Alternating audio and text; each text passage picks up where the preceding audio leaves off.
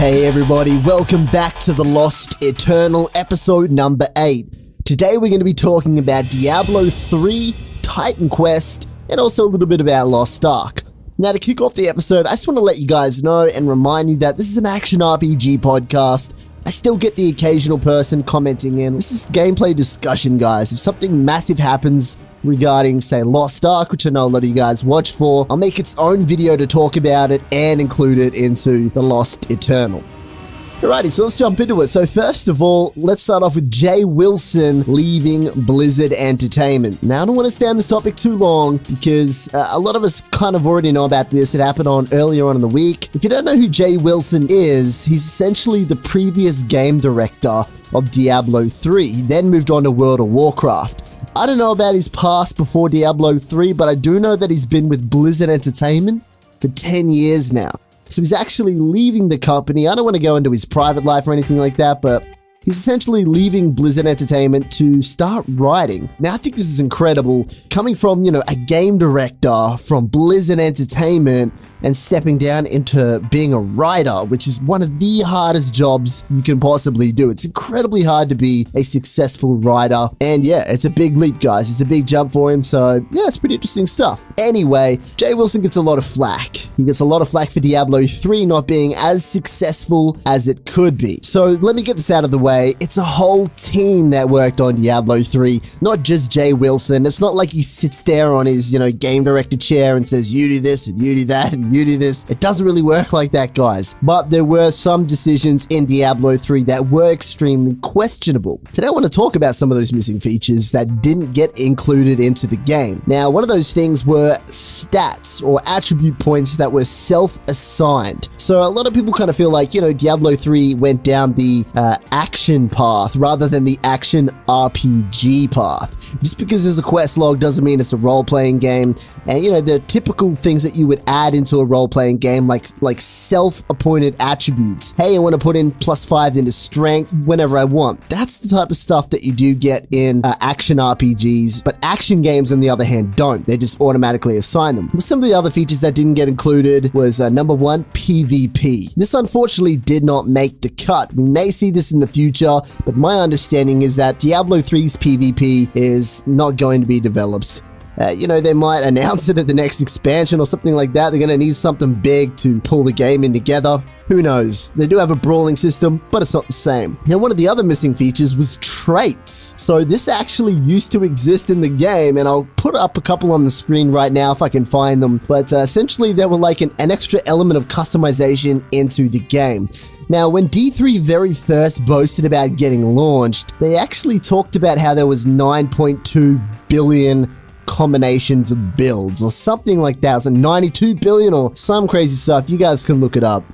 Essentially, they did the math, and everyone in the community is like, oh my god, like mind's blown. Like, how the hell are they going to pull this off? Billions of builds. This is going to be amazing. Who would have thought that it would actually be what it is right now, which is not 9.2 billion builds. It's very different. It's very different.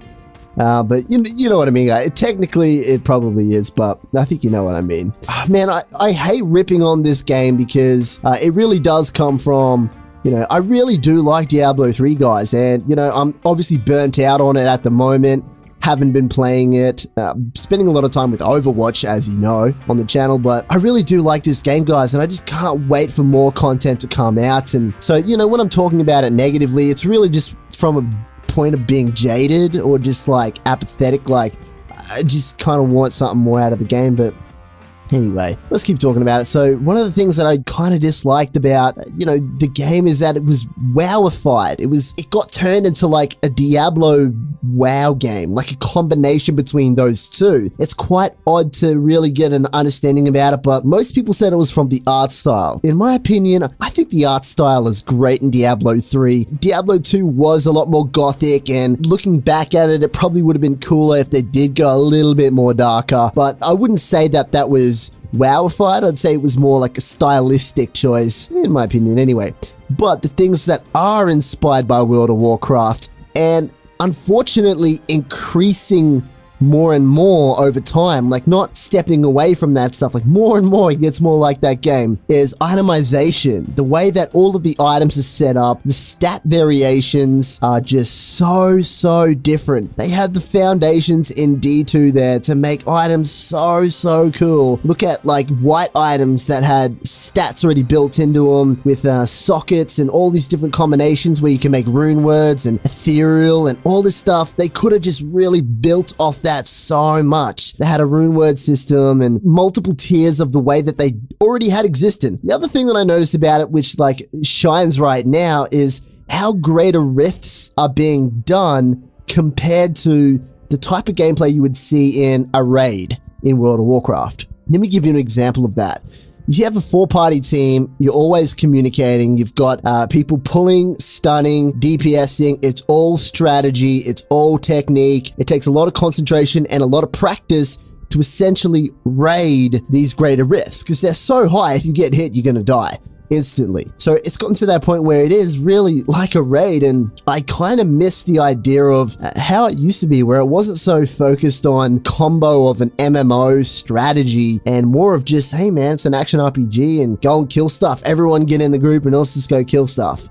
So when I look back at this game, I think about all the things that I do feel detached on, and it was really hard to put down in words exactly what those things are, but it really has come to light a lot in, the past week or so, what those things actually are. And I realized that when the game very first launched, under Jay Wilson's game direction and everyone else that worked on that game at that time, they didn't quite build the game that the fans were expecting. And a lot of people throw it out there and say, yeah, but they made the game good again and look how good the game is now.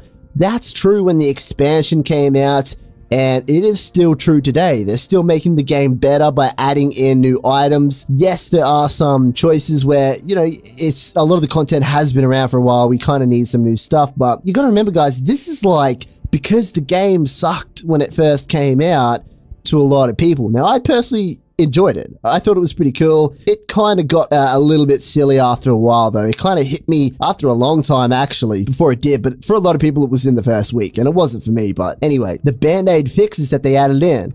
Let's get started. So they got rifts, greater rifts, and bounties. These things are so detached from the Diablo world, it's just unbelievable. And they got a lot of pressure on the forums to add in endless dungeons. That's what people wanted. They were endless dungeons. And that's what they did with Greater Rifts. It's essentially, and Rifts as well, it's essentially an endless dungeon. The problem with this is that most of my fun playing the previous titles of the game, and I'm not directly comparing these two games together. I'm just drawing from my own experience from the closest reference, which was Diablo 2. So my experience from D2 was, let's go for a magic find run. You pull out your sorceress or whatever character, it didn't matter who it was, after Enigma got released, and let's go to Act 1. Let's kill the Countess, try to get some runes. Let's go kill Andariel. Let's go to Act 2. You go all the way through the whole entire game, killing certain bosses, doing a complete run, an MF run, the whole way through. That was really cool. And Diablo 3 Vanilla was actually like that. The only problem is it was confined to the Al Kaiser run. You're gonna have to Google that if you want to look it up. But yes, the streamer Al Kaiser, he actually invented it.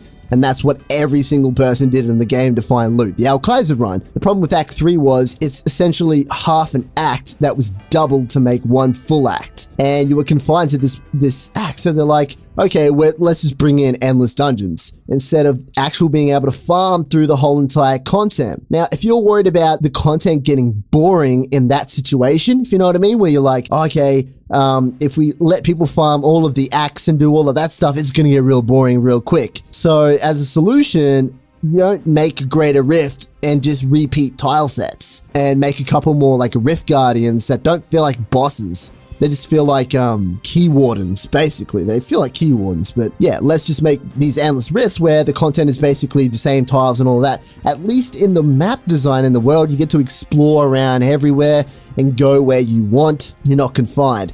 The other part about it is, if it got too repetitive, that's great. This is the part where you extend the map, or either the map wasn't big enough in the first place, the world design wasn't big enough in the first place, or next expansion. That's what you guys need to do. Add a new act, add some new places to farm, add in some new loot, that kind of stuff. And I mean, bounties. Like, really? Bounties are the shittest thing ever in this game. It's like a job. It's a chore. You're only doing them for certain reasons, to get crafting materials. It's a pain in the ass to do it. When you do it, you're in a full group. You're all in every single waypoint on the map. You're not together.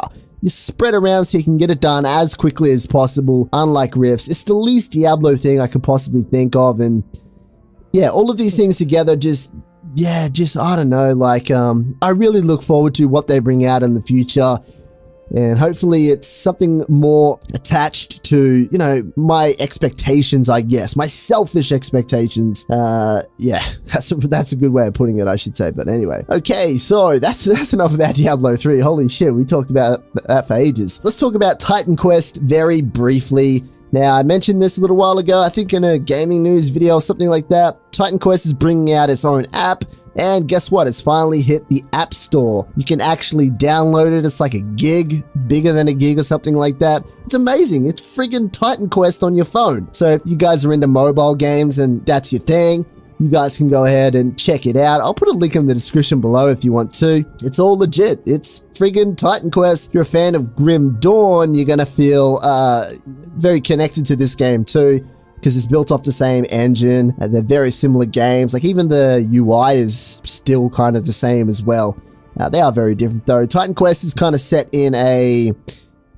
man, I don't want to say it because I know I'm going to get it wrong and you guys are going to kill me in the comments, but I'm going to say like Greek mythology, kind of that era.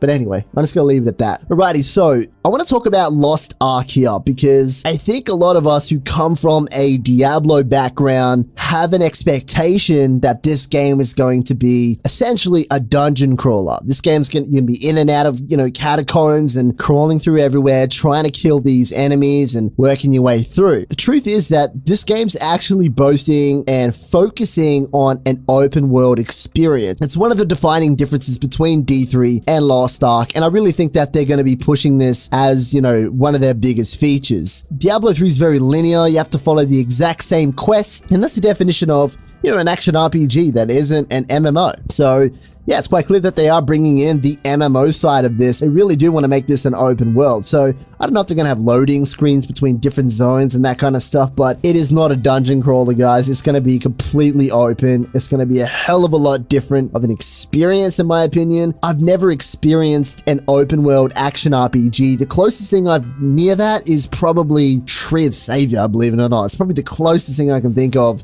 to an open world action RPG. So yeah, it's going to be pretty interesting stuff. Now, I want to talk about some of the lore in Lost Ark, because this is one thing that's not really touched on. And to be honest, no one really knows a hell of a lot behind the actual storyline. But what is the lore going to actually be like in this game? We've got a little bit of details here. So if you're unsure, every single class that you play in this game is going to have its own backstory and its own lore. Now, I think this is important because sometimes this gets watered down quite a lot in MMOs, where you just feel like it's, you know, it's kind of the same thing. You walk into an area and it's like, you know, a tribe of all fighters, and now you're in the fighters tribe, and then, you know, you're a sorceress and you go over to the sorceress clan or whatever they want to call it, and you know what I mean? Like, it's not really a proper actual backstory. It's just like, hey, the sorceress thing and someone took a stone away. That's usually the go-to storyline.